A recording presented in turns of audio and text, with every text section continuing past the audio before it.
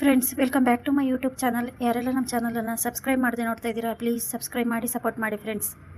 ನಿನ್ನ ಜೊತೆ ನನ್ನ ಕತೆ ಇಂದಿನ ಸಂಚಿಕೆಯಲ್ಲಿ ಏನಾಗುತ್ತೆ ಅಂತ ನೋಡೋಣ ಬನ್ನಿ. ಸಂಚಿಕೆಯ ಶುರುವಿನಲ್ಲಿ ರಮಣ್ಣು ಮನಸ್ವಿನಿ ಬಗ್ಗೆ ತಿಳ್ಕೊಳಕ್ಕೆ ಅಂತೇಳಿ ಆಶ್ರಮಕ್ಕೆ ಬರ್ತಾರೆ. ಆಶ್ರಮಕ್ಕೆ ಹೋಗಿ ಅಶ್ವಿನಿ ಬಟ್ಟೆಗಿಟ್ಟೆ ಎಲ್ಲ ನೋಡಿದ ತಕ್ಷಣ ಇವಳು ಅಶ್ವಿನಿ ಅಲ್ಲ ಮನಸ್ವಿನಿ ಅಂತ ಗೊತ್ತಾಗುತ್ತೆ. ನೀನು ನಮ್ಮ ಶ್ರವಣ್ ಮಗಳು ಮನಸ್ವಿನಿ, ನೀನೇ ನಮ್ಮ ಶ್ರವಣ್ ಮಗಳು ಮನಸ್ವಿನಿ ಅಂತ ಹೇಳ್ತಾರೆ. ಆವಾಗ ಸರ್ ಏನು ಹೇಳ್ತಾ ಇದ್ದೀರಾ ಸರ್ ನೀವು ಅಂತ ಅಶ್ವಿನಿ ಕೇಳ್ತಾಳೆ. ಹೌದಮ್ಮ, ಇದು ಎಲ್ಲ ಅವಳ ಬಟ್ಟೆ, ಅವಳದೇ ಚೈನು. ನೀನು ನಮ್ಮ ಮನಸ್ವಿನಿನಿ ಅಂತ ತುಂಬ ಖುಷಿ ಆಗ್ತಾರೆ ರಮಣ್. ಅಜ್ಜಿ ಮನಸ್ವಿನಿ ಹೆಸರಲ್ಲಿ ಪೂಜೆ ಇಟ್ಕೊಂಡಿರ್ತಾರೆ.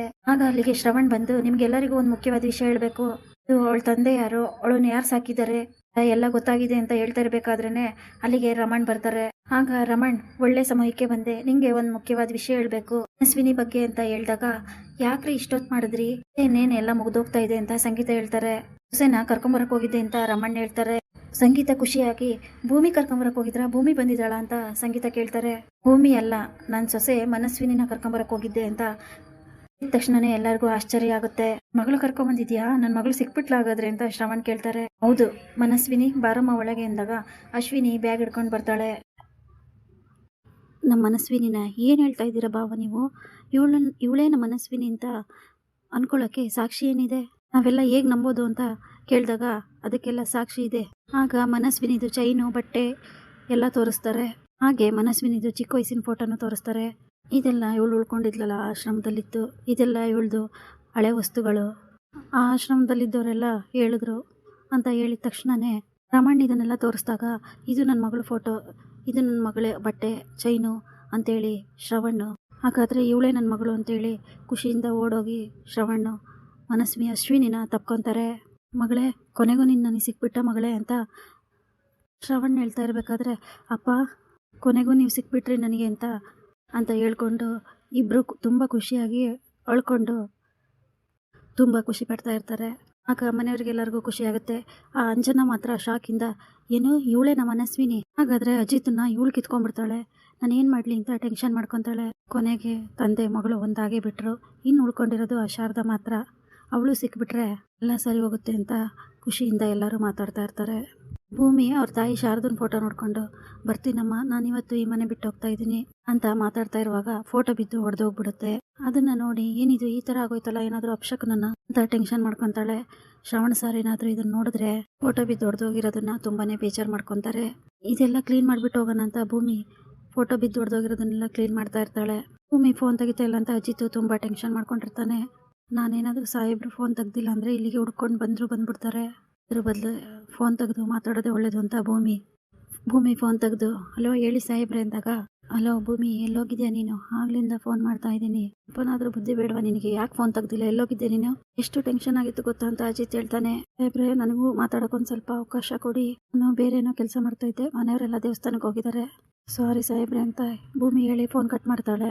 ಏ ಭೂಮಿ, ಏನಾಯ್ತು ನಿನಗೆ, ಏನಾಯ್ತು ಅಂತ ಅಜಿತ್ ಮಾತಾಡ್ತಿರ್ಬೇಕಾದ್ರೆ ಭೂಮಿ ಫೋನ್ ಕಟ್ ಮಾಡಿಬಿಡ್ತಾಳೆ. ಅದನ್ನ ನೋಡಿ ಅಜಿತ್ಗೆ ತುಂಬ ಟೆನ್ಷನ್ ಆಗುತ್ತೆ. ಭೂಮಿ ವಯಸ್ಸಲ್ಲಿ ಏನೋ ಒಂಥರ ಆತಂಕ, ಭಯ ಇತ್ತು. ಯಾರೇನೋ ಹೇಳಿದರೆ ಭೂಮಿಗೆ ಅನಿಸುತ್ತೆ, ಅವಳು ಏನೋ ಅಪಾಯ ಕಾದಿದೆ ಅನಿಸ್ತಾ ಇದೆ ನನಗೆ ಅಂತ ಅಜಿತ್ ಟೆನ್ಷನ್ ಮಾಡ್ಕೊಂಡಿರ್ತಾನೆ. ಯಾಕೋ ಅಜಿತ್, ಏನಾಯ್ತೋ ಅಂತ ಸತ್ಯಣ್ಣ ಕೇಳ್ತಾರೆ. ಇಲ್ಲ ಸತ್ಯಣ್ಣ, ಏನೋ ಮಿಸ್ ಹೊಡಿತಾ ಇದೆ, ಭೂಮಿ ಯಾಕೋ ಒಂಥರ ಮಾತಾಡಿದ್ಲು, ಸಾರಿ ಅಂತ ಬೇರೆ ಹೇಳಿ ಫೋನ್ ಕಟ್ ಮಾಡಿದ್ಲು, ನಾವ್ ಈಗಲೇ ಮನೆಗೆ ಹೋಗೋಣ, ಬನ್ನಿ ಹೋಗೋಣ ಅಂತ ಸತ್ಯಣ್ಣ ಹತ್ರ ಅಜಿತ್ ಮಾತಾಡ್ಕೊಂಡು ಅಲ್ಲಿಂದ ಹೊರಡ್ತಾರೆ. ಹಾಗೆ ಈ ಕಡೆ ಭೂಮಿ ಎಲ್ಲ ಪ್ಯಾಕ್ ಮಾಡ್ಕೊಂಡು ಬೇಜಾರಿಂದ, ಇವತ್ತಿಗೆ ಇಲ್ಲಿಂದ ಹೋಗ್ತಾ ಇದ್ದೀನಿ, ವಾಪಸ್ ಬಂದೇ ಬರ್ತೀನಿ ಅಂತ ಭೂಮಿ ಹೇಳಿ ಮನೆ ಬಿಟ್ಟು ಹೊರಡ್ತಾ ಇರ್ತಾಳೆ.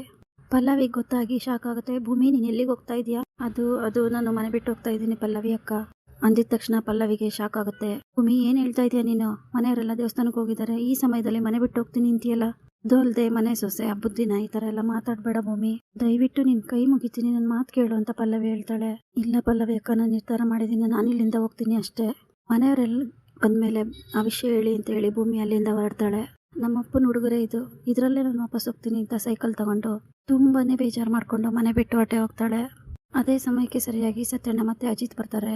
ಭೂಮಿ ಎಲ್ಲಿದೆಯಾ ಅಂತ ಎಲ್ಲ ಕಡೆ ಹುಡುಕ್ತಾರೆ, ರೂಮಲ್ಲಿ ಹಾಲಲ್ಲಿ ಎಲ್ಲ, ಭೂಮಿ ಎಲ್ಲೂ ಕಾಣಿಸೋದಿಲ್ಲ. ಆಗ ಪಲ್ಲವಿ ಅಕ್ಕನ್ನ ಕೇಳ್ತಾರೆ, ಪಲ್ಲವಿ ಅಕ್ಕ, ಭೂಮಿ ಯಾಕೆ ಎಲ್ಲೂ ಕಾಣಿಸ್ತಾ ಇಲ್ಲ, ಅವಳು ಮನೆಯವ್ರ ಜೊತೆ ದೇವಸ್ಥಾನಕ್ಕೆ ಹೋಗಿದ್ದಾಳ ಅಂತ ಕೇಳಿದಾಗ ಪಲ್ಲವಿ ಹೇಳ್ತಾ ಇರ್ತಾಳೆ. ಏನಾಯ್ತು ಪಲ್ಲವಿ ಅಕ್ಕ, ಯಾಕೆ ಅಳ್ತಾ ಇದ್ದೀರಾ ಅಂತ ಅಜಿತ್ ಕೇಳಿದಾಗ ಅದು ಭೂಮಿ ಎಲ್ಲರೂ ದೇವಸ್ಥಾನಕ್ಕೆ ಹೋದ್ಮೇಲೆ ಬ್ಯಾಗ್ ತಗೊಂಡು ಮನೆ ಬಿಟ್ಟು ಹೋದ್ಲು ಅಂತ ಪಲ್ಲವಿ ಅಕ್ಕ ಹೇಳ್ತಾರೆ. ಅಜಿತ್ಗೆ ಶಾಕ್ ಆಗಿ ಏನು ಹೇಳ್ತಾ ಇದ್ದೀರಾ ಪಲ್ಲವಿ ಅಕ್ಕ, ಭೂಮಿ ಮನೆ ಬಿಟ್ಟು ಹೋದ್ಲ ಯಾಕೆ ಅಂತ ಕೇಳಿದಾಗ ಅದು ಯಾವ ಕಾರಣಕ್ಕೆ ಅಂತ ಗೊತ್ತಿಲ್ಲ, ತುಂಬಾನೇ ಹೇಳ್ತಾ ಇದ್ಲು, ತುಂಬಾನೇ ಬೇಜಾರಾಗಿದ್ಲು. ಮನೆಯವರೆಲ್ಲ ಹೊರಗಡೆ ಹೋಗಿದ ತಕ್ಷಣನೇ ಬ್ಯಾಗ್ ತಗೊಂಡ್ಲು. ನಾನು ಎಷ್ಟೇ ಹೇಳಿದ್ರು ಕೇಳಲಿಲ್ಲ, ಮನೆ ಬಿಟ್ಟು ಹೊರಟೋದ್ಲು. ನಿಮ್ಮೆಲ್ಲರಿಗೂ ವಿಷಯ ಹೇಳಿ ಅಂತ ಹೇಳೋದ್ಲು. ನೀವು ಇರೋ ಸತ್ಯನ ಪತ್ತೆ ಮಾಡೋವರೆಗೂ ಅವಳು ಯಾವುದೇ ಕಾರಣಕ್ಕೂ ಈ ಮನೆಗೆ ವಾಪಸ್ ಬರೋದಿಲ್ವಂತೆ ಅಂತ ಪಲ್ಲವಿ ಹೇಳಿದ ತಕ್ಷಣನೇ ಅಜಿತ್ ಅಳ್ತಾ ಇರ್ತಾನೆ. ಎಂಥ ಕೆಲಸ ಮಾಡಿದೆ ಭೂಮಿ, ಯಾಕೆ ಈ ಥರ ಮಾಡಿದೆ ಭೂಮಿ ಅಂತ ಹೇಳಿ, ಈಗಷ್ಟೇ ತಾನೇ ಹೋಗಿರೋದು, ಟೈಮ್ ವೇಸ್ಟ್ ಮಾಡೋದು ಬೇಡ, ಬೇಗ ಹೋಗಿ ಹುಡ್ಕೋಣ ಬನ್ನಿ ಅಂತ ಅಜಿತ್ ಮತ್ತೆ ಸತ್ಯಣ್ಣ ಇಬ್ಬರು ಭೂಮಿನ ಹುಡುಕ್ತಾ ಇರ್ತಾರೆ. ಇಲ್ಲಿಗೆ ಸಂಚಿಕೆ ಮುಕ್ತಾಯವಾಗುತ್ತದೆ. Thanks for watching.